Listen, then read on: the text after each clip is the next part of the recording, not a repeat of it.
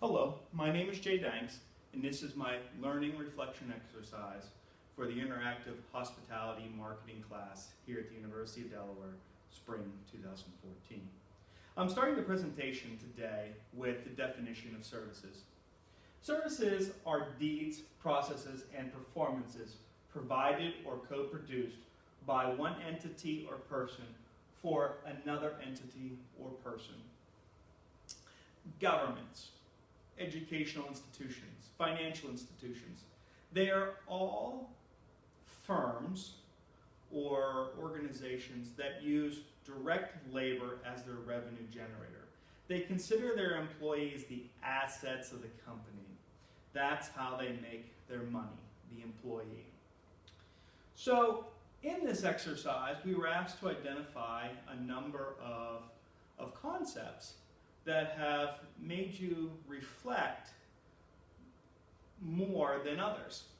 The 6 concepts that I have identified are failure to match supply and demand, service gap 1, the learning and knowledge gap, the effects of social media, outsourcing, blueprinting, and emotional intelligence.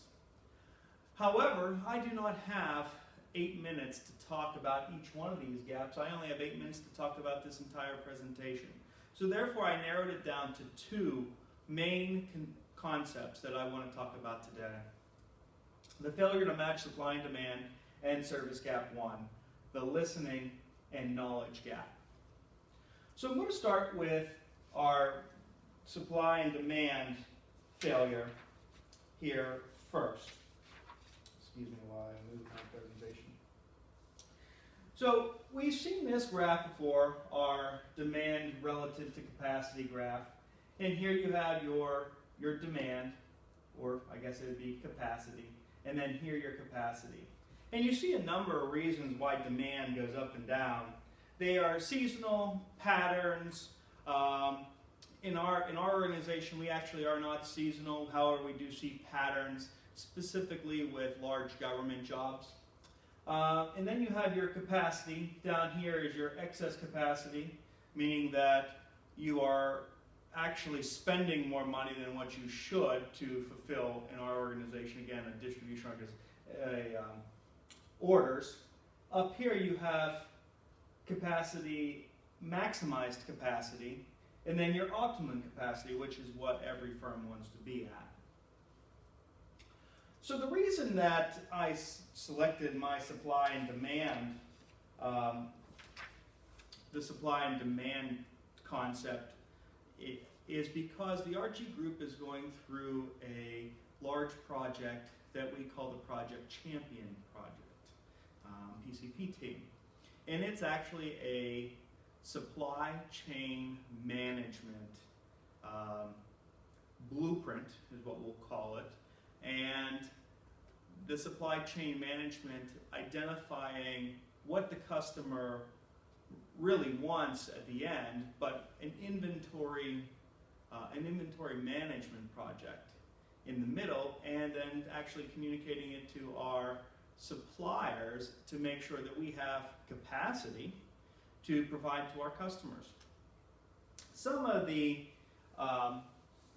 things that we are hoping to see out of this project, some of our accomplishments that we'd like to see out of this project is collaboration between customer demand and supplier. So therefore, the customer has a forecast, and we take their forecast straight back. Instead of coming through the RG Group, we communicate that straight to our supplier, and it just turns the inventory. That way we're not sitting on inventory value, and also, for example, it costs us 20% a year to keep something on the shelf. So we want to move that inventory, but we also want to meet the customer's expectations, but we don't want to keep too much inventory on the shelf. So that's a very fine line, and that's why that's one of the key reasons that this project was put together. Correlating sales with inventory. At all times, we would like to see sales parallel to our inventory value. For example, it's sort of like heads and beds, where in the hospitality is that you want to make sure that you're building hotels at your capacity. Well, we want to do the same thing. If sales are going up, we'll increase our inventory value. But if sales are going down, I would expect my inventory value to decrease also. So that is something that we are watching, and that's actually a key success to us, is to not only reduce our inventory or to increase our inventory based off our sales, but to make sure that the customer is being serviced appropriately. And we're measuring that through on-time delivery, service orders. So do we have enough inventory in stock at time of service, and promise date. As long as we are meeting all three of those metrics, then reducing or increasing inventory to sales, it's telling me the project's working. So that's taking care of the customer side, so knowing what the forecast of the customer, what they're going to buy, taking it back to my inventory management people, and now we're going to actually take it back to the supplier. So if we can get the supplier to now give us their demands and their capacity loads, we can buy in accordance to what our end user needs. So these are some things that we are going down. We're in this project, we're through the beta project now, and we're actually hiring employees to be a specific planner buyer, which coordinates with our sales organization, our inventory management organization, and our suppliers. So these are some things that would have spiked my enthusiasm to talk about this during this class.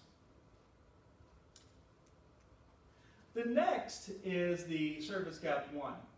And this service gap is really important to me because it's determining what the customer expects versus what the organization expects. Before I took this class, I was thinking, okay, a customer expects a distribution company to have their orders on, make their on-time delivery, orders being correct, no errors, and maybe even finding some special items. But after thinking about it, is that really what the customer wants in our organization? And the reason that I'm talking about this is because there are a lot of let's call it, there's a lot of disconnects. And here are 4 main disconnects: inadequate marketing research, lack of upward communication, insufficient relationship focus, inadequate service recovery. And we're going to talk about that here. So why is it so important to know what your customer wants? Because the most important thing is that the customer is the lifeblood of the organization. It's their purchases that provide the revenue for all of us to be employed. Some of the key facts here that I've used in presentations already is that it's 5 times more costly to get a new customer, so whining and dining and maybe cutting some prices, than it is to keep a current customer happy and having that current customer increase their relationship, their trust relationship. As we all know, there are a number of types of customers. There's a stranger, an acquaintance, a friend, and a partner, all from the simplest of acquaintance, just maybe placing a quote, to a partner being embedded in a firm, saying, having special resources just for that partner. But every time that you increase that level, you have more profit coming to your organization. Again, profit is the lifeblood of the organization, as I'll state this again. Another interesting statistic is that 80% of the company's revenue will come in 20% of your existing customers. And in the RG group, I actually see that. We have some very large customers that we see some repeat business in some of our business units, such as our manufacturing. We have some large government contracts that get the government contracts every 2 years, and that provides a lot of revenue to the bottom line. Where we've seen some one-offs And maybe we haven't been so profitable because of all the engineering costs that we've put into it, or extra cost of just trying to set up that customer or meeting the customer's expectations, which we were not maybe upfront with. The customer might not have been upfront with us. And also, according to Bain Capital, a 5% increase in customer retention will increase our profitability by 75%. So, by increasing, and typically a customer in our organization stays for about 5 years. So if I can increase that customer to stay, I now don't have to play, because we're a commodity product, I don't have to play the pricing. We're service added, we're value added, we're providing technical expertise to our customers, and at the same time we're having our salespeople go into their organization and finding new opportunities, new market segments for us to explore and develop a better relationship with them, because now we're providing them a more reliable product, or a secondary product, an alternate source. So that's what we're doing with that. And as you can see on our pyramid, we've talked about this. The more, so this would be your low-end customers. The more you are embedded with your customers, the more that your customers trust you, the more loyalty, the more profitable your customers are going to be. Because if you are not a typical commodity price customer, and now you're a value-added customer, I can say to a customer, here's what we pay for it, and we need to make margins off of this. So here's what we're going to charge you. And they would be open and receptive to those price increases. So one of the things that, and lastly in this presentation, is obstacles to overcome at the RG Group. So we talked about at the RG Group of a number of obstacles that we have to overcome in general. First off, market share research. We do not have a market research firm. Our senior leadership has an upward communication, but only with our large customers. Now, that's great with our large customers, but most of our customers are in the middle tier, or actually even in the lower tier, upper lower tier. And at that point, only our frontline organization, our frontline customer service, our frontline sales reps are talking to these customers. At that point, what does the customer really want? Some of our customers that we've identified, actually in the top tier that our leadership talks to, is actually a dog. Some of them are dogs, meaning it costs us more to do business with this organization than what we make to the bottom line. For example, that customer is very demanding. They have drawing changes. They buy specialty products that they'll cancel.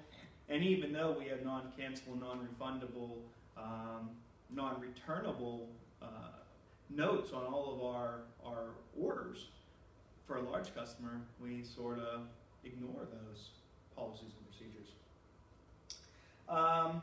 A second thing that we talk about is that we don't know our market share. We're a distribution company for a large manufacturer. Now they have distribution agreements set up, but what is the market share, and is that manufacturer gaining market share or losing market share? I mean, again, we are in a commodity product, so we don't know that answer. We think we do, but we really don't. I'll share a story. I was at Chili's the other day, and they had an interesting new survey technique they came to the table and had you fill out a survey, and I told my president that would be great to put on our retail counters. And he said, you know what, in all honesty, I'm tired of filling out surveys. I would really like them to go away. But then he thought about it for a minute. He goes, you know what, but what I prefer and what is the industry standards going forward, I mean all industries, surveys are important, that might be a good idea, putting an iPad on a front counter. and having the customer take a survey at that point. And then lastly, regarding this market research, is that, again, we pay attention to our top 20%, which actually makes up probably 80% of our revenue. But that top 20% doesn't always give us a great plan to go forward. They could ask us to inventory X product, but they're the only customer that buys it. And unless we put in distribution agreements with them, we could get stuck with the product. They are a sole proprietor product, but nobody else is buying it. So we are actually incurring the cost, but not pushing the cost to the customer. So we eat that. The second major issue that we have in our organization is this service recovery. We have implemented a quality process. However, that quality process never really gets to the root cause of an issue. For instance, last week, I can tell you that we shipped out an empty box to a customer. The week prior, we shipped out one case instead of one quart. That is horrible quality, and the customer sees that, and they think that we're incompetent. So whenever you do a root cause analysis, they're saying, oh, it was an error. But we don't really follow up on any of these errors, and we don't take any action against anybody in the organization. That could be good, that could be bad, but in the eyes of the customer, that is not a good reputation to have. There is the incompetent distributors. So all in all, in this class, I have learned a lot of interesting and new ideas. I have learned that the customer is the king, and I have taken a number of steps to make sure that the customer is number one. And we've implemented a number of policies and procedures because of the customer is number one, but they don't control, we're hoping that they don't control us to say, hey, they're number one and they can disobey all of our policies and procedures. So that's what we're really trying to do, reasonableness. You know, again, we fired customers because they are too low in margin, which was the first time ever that we've done in the PCP team. But then again, we have customers that we're inventorying hundreds of thousands of dollars for, and we're not making margins. So these are some great reflections I have, and I thank you very much for a great class, and I hope you enjoyed the presentation. Thank you.